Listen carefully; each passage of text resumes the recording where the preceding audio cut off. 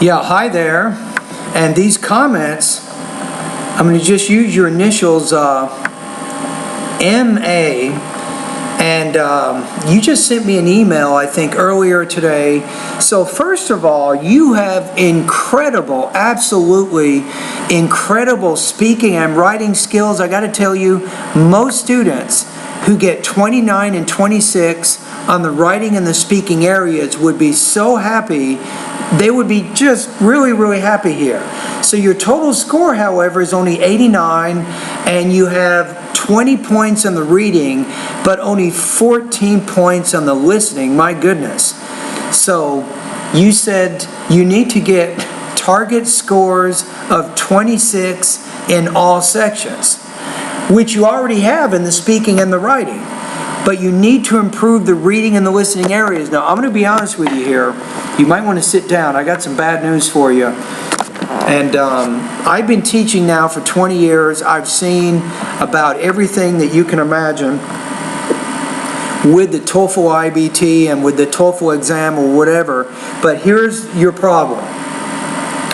Whenever you get a really big discrepancy in one language area to another, for example, you have a score of 20 in the reading, you have a score of 29 in the writing, or you have a score of 14 in the listening, but you have a score of 26 in the speaking. So for some reason, your reading and listening skills are very low, but your speaking and writing skills are very high. Now, when this happens, it's very tough to balance out your language skills, because for whatever reason, you've probably developed some bad habits. There's certain things that you've been doing for the last few years that have not helped you improve your listening and your reading, but they helped you with your speaking and your writing.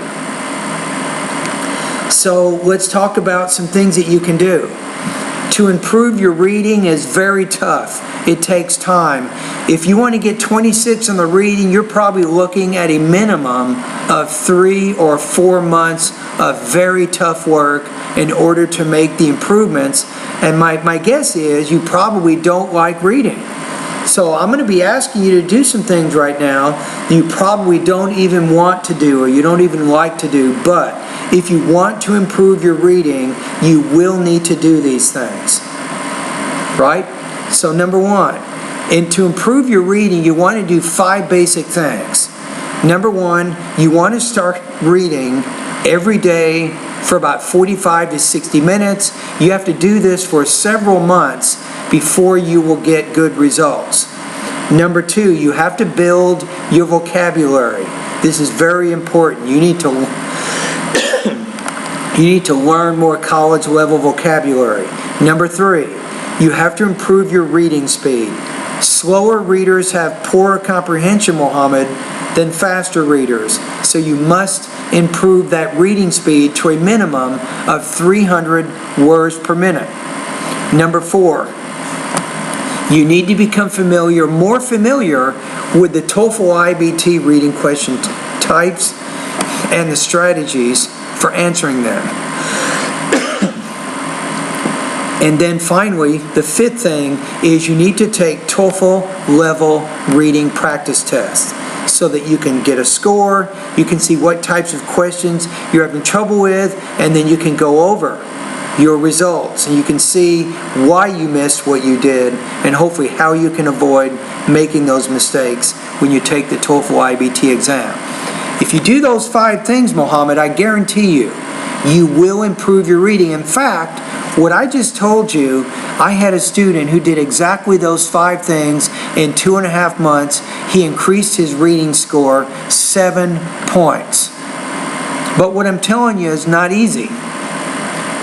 My online TOEFL course, Mohammed, I can help you improve your reading speed, I can help you with your vocabulary, I can help you with the reading question types, and I even have full-length IBT and section-specific practice tests that you can take to monitor your progress. But I gotta be honest here, you're looking at a very tough road here, probably 3 or 4 months before you get improvement. That's the bottom line right there. Now let's talk about listening. Now, Mohammed, if you've been studying and improving your vocabulary, this will already have a very big effect on your listening skills. Now, as you do your reading and your listening practice, and with the listening, I recommend that you do about 45 to 60 minutes of listening every day, and then get in the habit of taking notes on the main and the most important supporting points of the listening passages. Now, let me turn on the light here. I'll be right back. Hold on.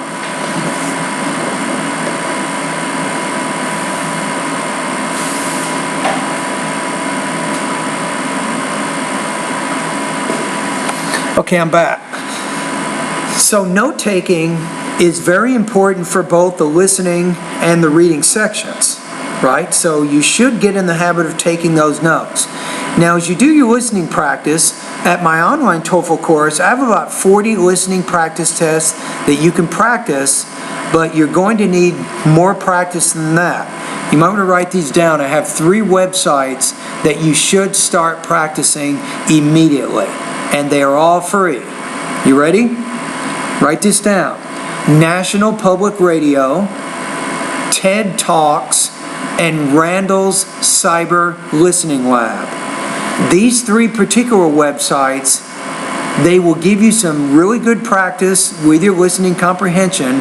And in the last case, with Randall's Cyber Listening Lab, you can actually get scores back. You can take easy, medium, and difficult type practice tests, and you can see your scores and so on. So those 3 websites are very, very important for your language study right now. All right, so I think a combination of going through those 3 websites, going through my listening practice test, and then focusing on note-taking as you do your listening practice, and then following those 5 suggestions that I gave you with your reading, you will be able to make progress. But you got to remember here, this is a tough road for you. It's very tough when you have those differences that are so great with your English language proficiencies. Your speaking and writing are very high, then your listening and your reading are lower.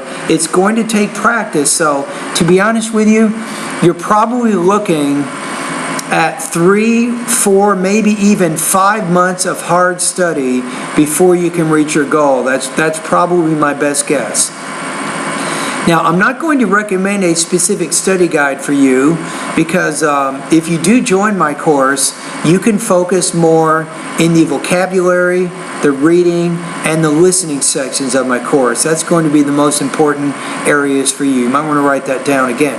Vocabulary, reading, and listening. Those are the 3 areas of my course you should focus on the most.